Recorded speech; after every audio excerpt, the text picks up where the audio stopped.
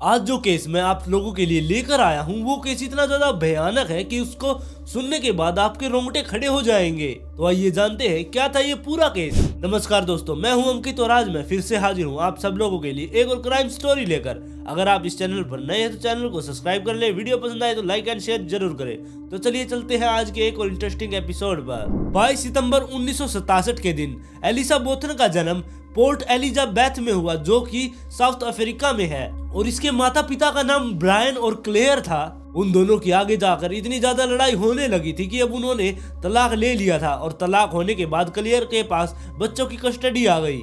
Allison अपनी माँ के पास ही रहा करती और वहीं से वो अपने स्कूल में जाया करती। अब धीरे धीरे वो बड़ी भी हो रही थी। अपनी पढ़ाई वगैरह पूरी करने के बाद ये अपने ही शहर पोर्ट एलिजाबेथ में ही इंश्योरेंस ब्रोकर का काम करने लगी। फिर आता है 18 दिसंबर 1994। इस दिन एलिसन के घर पे एक छोटी सी पार्टी थी। उसके सभी फ्रेंड्स वहां पर आए हुए थे और वहां पर पार्टी खत्म होने के बाद एलिसन अपनी एक दोस्त को छोड़ने के लिए उसके अपार्टमेंट तक जाती है। वो अपनी गाड़ी लेकर उसके साथ जाती है और उसे छोड़कर जैसे ही वो रात को वापस आ रही थी तो उसने देखा कि जहां पर वो गाड़ी पार्क किया करती उसकी जगह पर किसी और ने अपनी गाड़ी पार्क कर दी है और वहां पर आसपास में कोई और जगह नहीं थी जहां वो अपनी गाड़ी पार्क कर सके।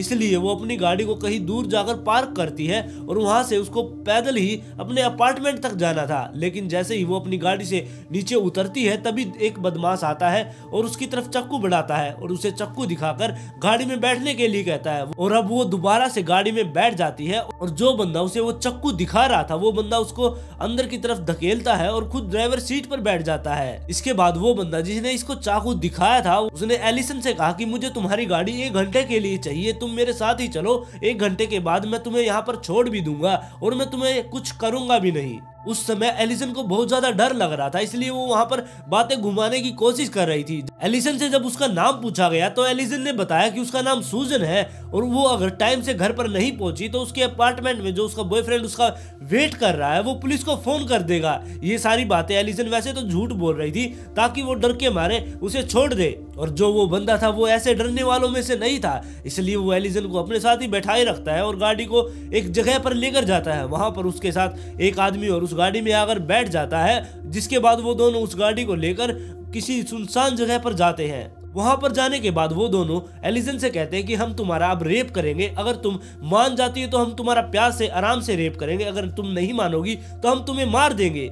इसलिए एलिसन उनकी बात मान लेती है और उनकी बात मानने के बाद उन्होंने कहा कि तुम अपने सारे कपड़े उतार दो। तब एलिसन ने अपने सारे कपड़े उतार दिए और वो उसके साथ रेप करने लगे। उसका रेप करने के बाद पहले तो उन्होंने उसका गला दबाकर उसको मारने की कोशिश की, लेकिन उसका गला इतनी बार दबाया गया था लेकिन फिर भी वो जिंदा थी। फिर उन्होंने जो उनके पास चाकू था वो उसको लेकर उसके पेट में इतनी बार मारना शुरू कर दिया जिसके बारे में आप सोच भी नहीं सकते। उन्होंने 37 बार उसके पेट में चाकू मारा अलग अलग जगहों पर, और यहाँ पर भी वो अभी रुकने वाले नहीं थे क्योंकि इसके बाद उन्होंने उसके गले पर भी 17 बार कट मारा। मतलब कि उन्होंने उसके गले को भी 17 बार काट दिया था ताकि वो पूरी तरह से मर जाए। फिर वो दोनों वहीं पर खड़े होते हैं और आपस में बात भी करते हैं क्या ये अभी भी जिंदा है या मर गई है। लेकिन जो उसके साथ बंदा था उसने कहा कि इतना ज्यादा ब्रूटल अटैक के बाद कोई नहीं बच सकता, इसलिए ये मर गई होगी। फिर वो दोनों एलिसन की गाड़ी को लेकर चले जाते हैं और उसके कपड़े भी कहीं रोड पर फेंक देते हैं। लेकिन काफी देर तक एलिसन वहीं पर पड़ी रही। फिर उसको एकदम से होश आता है, उसकी आंखें खुलती है, वो बाहर की तरफ देखती है कि यहाँ पर क्या है। फिर उसने देखा कि वो लोग वहां से चले गए हैं। तब उसने सोचा कि अगर मैं मर गई तो मेरे कातिलों तक पुलिस कैसे पहुंचेगी, इसलिए उसने रेत पर उन कातिलों के नाम लिखना शुरू कर दिए। और एलिसन ने जो उस रेत पर नाम लिखे थे वो थे फ्रांस और थियंस, और उन दोनों के नाम के नीचे उसने आई लव यू मॉम भी लिखा था ताकि उसकी माँ तक भी उसका संदेश पहुंच सके। नाम वगैरह लिखने के बाद वो वापस से वहीं पर लेट जाती है। लेटने के बाद वो काफी देर तक यही सोचती रही कि अगर वो ऐसे ही यहाँ पर लेटी रही तो वो मर जाएगी और उसे बचने के लिए कुछ करना चाहिए। इसलिए वो वहां से रेंग रेंग कर रोड की तरफ जाने लगती है। और रोड की तरफ जाने के बाद उसने देखा कि वहां से गाड़ियां गुजर रही है।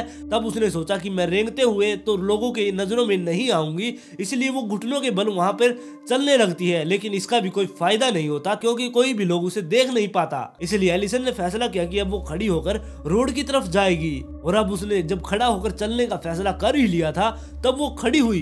तब उसे पता चला कि उसकी इंजरीज मतलब कि उसको जो मारा गया वो कितनी बुरी तरह से मारा गया है, क्योंकि जब वो खड़ी हुई तब उसका सर पीछे की तरफ लुढ़क रहा था। उसका सर बिल्कुल एक धागे पर लटका हुआ था, मतलब कि कुछ ही नसें बची थी जिन पर उसका सर रुका हुआ था। और जैसे ही वो चलने की कोशिश करती उसका सर पीछे की तरफ जा रहा था। बिल्कुल पूरी तरह से उसका गला काट दिया गया था, थोड़ा बहुत उसका गला बच गया था। अब आप सोच सकते हैं कि कितनी बुरी तरह से उसको मारा गया होगा। इसके बाद वो अपने एक हाथ से अपने सर को पकड़ती है और धीरे धीरे आगे बढ़ती है। तभी उसे एहसास होता है कि उसके पेट से कुछ चिपचिपी चीज नीचे गिरी हुई है। तब उसने देखा कि उसके पेट से उसकी आंतें बाहर आई हुई है। फिर वो अपनी आंतों को समेटती है, ऊपर उठाती है और अपने पेट के अंदर डाल लेती है और एक टी शर्ट के द्वारा अपने पेट के ऊपर उसको पकड़ लेती है। और एक हाथ से वो अपने पेट को पकड़े हुए थी और एक हाथ से अपने सर को, और धीरे धीरे वो रोड की तरफ जा रही थी। अब जरा आप सोच कर देखिए वो कितने दर्द में होगी वहां पर, और वो किस दौर से गुजरी थी। उसके साथ इतना भयानक कुछ हुआ था जिसके बारे में सोचकर ही रोंगटे खड़े हो जाते हैं। लेकिन फिर भी वो इतनी ज्यादा हिम्मत दिखा रही थी और वो चलते चलते रोड तक गई। और वहां पर जाने के बाद उसे चक्कर वगैरह आए और वो वहां पर गिर गई। रोड पर गिरने के बाद उसे ये तो जरूर पता था कि यहाँ पर कोई ना कोई उसे देख ही लेगा और उसे बचा लेगा। अब वो वहां पर पड़ी हुई थी, उसने कपड़े भी नहीं पहने हुए थे। तब वहां पर एक गाड़ी आकर रुकती है। गाड़ी वाले ने जब उसको देखा तो वो पूरी तरह से डर गया, क्योंकि वो पूरी तरह से खून में लथपथ थी और उसके शरीर पर एक भी कपड़ा नहीं था, जिस वजह से वो गाड़ी वाला उसकी मदद नहीं करता और वहां से भाग जाता है। इसके बाद एक गाड़ी और आकर वहां पर रुकती है और उस गाड़ी में जो टियान नाम का बंदा बैठा था वो एक वेटनरी स्टूडेंट था। जिसके बाद वो गाड़ी से उतरता है और एलिसन के पास जाता है। उसने एलिसन को इस बुरी हालत में देखा, तब उसके रोंगटे खड़े हो गए थे कि इतना बुरा भी कोई हो सकता है कि इतनी बुरी तरह से किसी को मार दे। सबसे पहले तो उसने अपनी शर्ट उतारी और एलिसन के ऊपर ढक दी, क्योंकि उसने कुछ भी नहीं पहना हुआ था, वो बिल्कुल बिना कपड़ों के थी। इसके बाद फिर उसने एम्बुलेंस को फोन किया और एम्बुलेंस वहां पर बुलाई और एम्बुलेंस को आने में 1 घंटा 45 मिनट लगी। और उस टाइम तो एलिसन के लिए एक एक मिनट बहुत ज्यादा कीमती था। और जब तक एम्बुलेंस वहां पर नहीं पहुंची तब तक उस बंदे ने एलिसन के साथ बहुत ज्यादा बातें की, उसको होश में रखने के लिए, ताकि उसे कुछ हो ना जाए, और उसे काफी मोटिवेट भी किया ताकि वो पूरी तरह से जिंदा रह सके। जब एम्बुलेंस वहां पर आ गई, एलिसन को उठाकर जब वो हॉस्पिटल लेकर गए, और हॉस्पिटल में जाने के बाद जो हॉस्पिटल के डॉक्टर थे वो भी इस केस को देखकर एकदम से डर गए थे। जिन्होंने एलिसन की सर्जरी करनी थी, मतलब कि डॉक्टर बिथर, उन्होंने बताया कि इससे पहले उन्होंने अपने पूरे जीवन में ऐसा केस नहीं देखा, इसको बुरी तरह से मारा गया है। इसके बाद डॉक्टरों ने जब एलिसन की जांच की तब उन्हें पता चला कि एलिसन के पेट में इतनी बार चाकू मारा गया है, जिसकी वजह से उसकी पेट की जो आंत थी वो छोटे छोटे भागों में कटकर उसके पेट में ही अंदर पड़ी हुई है। आंत के अलावा उसके पेट में रेत भी भर चुकी थी और उसके पेट में चारकोल भी था, मतलब कि अब उसके पेट में वो सारी चीजें थी जिससे उसको इन्फेक्शन का खतरा बढ़ने वाला था।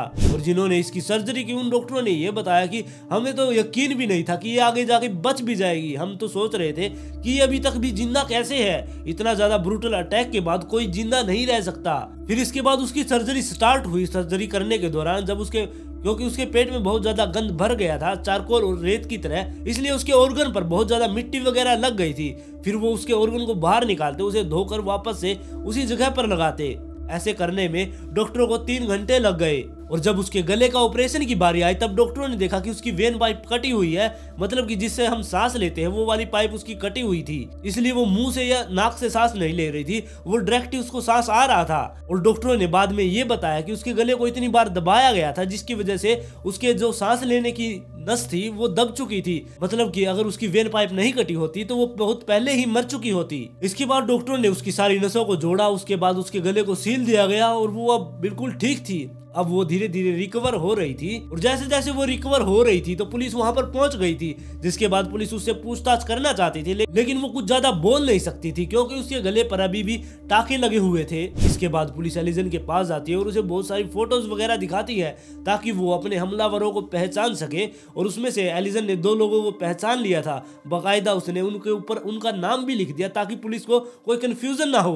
पुलिस को ये पता था कि वो दोनों पहले भी क्रिमिनल रह चुके हैं क्योंकि उनके ऊपर पहले भी केस चल रहा है। और पुलिस ने जब जांच की तब पता चला कि फ्रांस पर 2 रेप के केस लगे हुए हैं और त्यान्स पर 1 रेप का केस है। फिर पुलिस ने 19 दिसंबर 1994 के दिन उन दोनों को जाकर अरेस्ट कर लिया और उन्हें पुलिस स्टेशन ले आई। पुलिस स्टेशन लाने के बाद उनसे पूछताछ शुरू हो गई। तब पुलिस ने उनसे कहा कि एलिसन ने तुम्हारे खिलाफ सब कुछ बता दिया है। तब वो दोनों ये सोचने लगे कि एलिजन इतने ज्यादा वार के बाद भी बच गई है तो वो सब कुछ बता देगी, इसलिए उन दोनों ने पहले ही पुलिस को सब कुछ सच सच बता दिया। उन्होंने अपना जुर्म कबूल कर लिया कि उन्होंने ही एलिजन को इतनी बुरी तरह से मारा है। फिर 29 दिसंबर को इनको अदालत में ले जाया गया और अदालत में जज साहब ने कहा कि पहले तो इनका जाकर चेकअप करवाओ, कहीं ये पागल तो नहीं है। और दूसरी तरफ एलिजन को वैसे तो हॉस्पिटल से छुट्टी मिल गई थी, लेकिन फिर भी उसे हॉस्पिटल में चेकअप वगैरह करवाने के लिए आना पड़ा करता और उसे अब चलने में भी दिक्कत होने लगी थी, उसे काफी ज्यादा दर्द हुआ करता।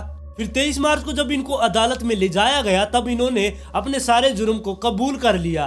फिर 12 जून 1995 के दिन इनकी दूसरी तारीख आती है। तब जो इनका वकील था उन्होंने इनका केस लड़ने से ही मना कर दिया क्योंकि ये इतने ज्यादा खतरनाक थे।